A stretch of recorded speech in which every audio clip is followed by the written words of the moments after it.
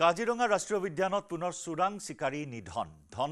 ধানবাৰী বনশিবিৰ এলেকাত বনৰক্ষীৰ গুলীত নিহত হ'ল চোৰাং চিকাৰীটো বুধবাৰে হাতত মাৰণাস্ত্ৰ লৈ অগৰাতলী বনাঞ্চলত প্ৰৱেশ কৰিছিল চোৰাং চিকাৰীটোৱে ডিএফও অৰুণ ভিগ্নিছৰ নেতৃত্বত চোৰাং চিকাৰীৰ বিৰুদ্ধে হাতী আৰু খোজেৰে অভিযান চলোৱা হৈছিল নিশা প্ৰায় 10 বজাত বনৰক্ষীৰ সংঘৰ্ষত নিহত হয় চোৰাং চিকাৰীটো এতিয়া উদ্ধাৰ হোৱা নাই চোৰাং চিকাৰীটোৰ পৰিচয়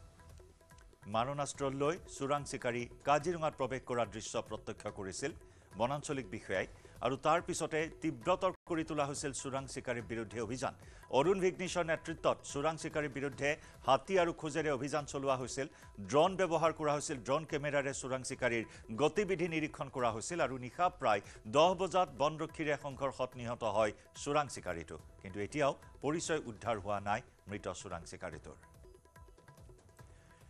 বোকাখাতৰ পৰা আমাৰ সাংবাদিক ধ্ৰুৱজ্যোতি ৰাজখোৱাৰ সৈতে সংযুক্ত হৈছো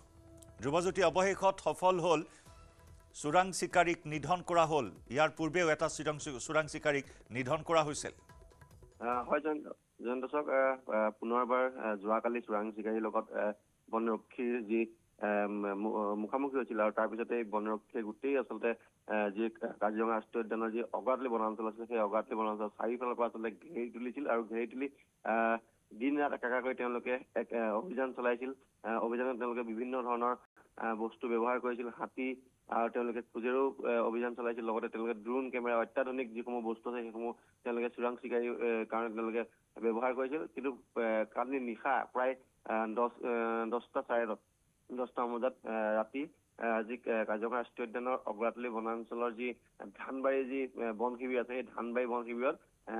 বনৰক্ষীৰ গুলীত এটা চোৰাং চিকাৰী নিহত হৈছে আৰু তাৰ পূৰ্বেও কিন্তু যোৱা 21 তাৰিখে অগৰাতলী যি দুৱামাৰী বন শিবিৰ আছে সেই দুৱামাৰী বন শিবিৰতো এটা চোৰাং চিকাৰী কিন্তু বনৰক্ষীৰ গুলীত নিহত হৈছিল পুনৰ কিন্তু চোৰাং চিকাৰীয়ে আকৌ তৎপৰতাৰে কাজিৰঙা ৰাষ্ট্ৰীয় উদ্যানত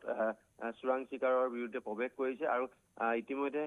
আৰু চোৰাং চিকাৰী থাকিব পাৰে নেকি তাৰ বাবে ইতিমধ্যে কিন্তু সমগ্ৰ যি কাজিৰঙা ৰাষ্ট্ৰীয় উদ্যান আছে কাজিৰঙা ৰাষ্ট্ৰীয় উদ্যানত নিৰাপত্তা অতি কটকটীয়া কৰি তোলা হৈছে ধন্যবাদ ধ্ৰুৱজ্যোতি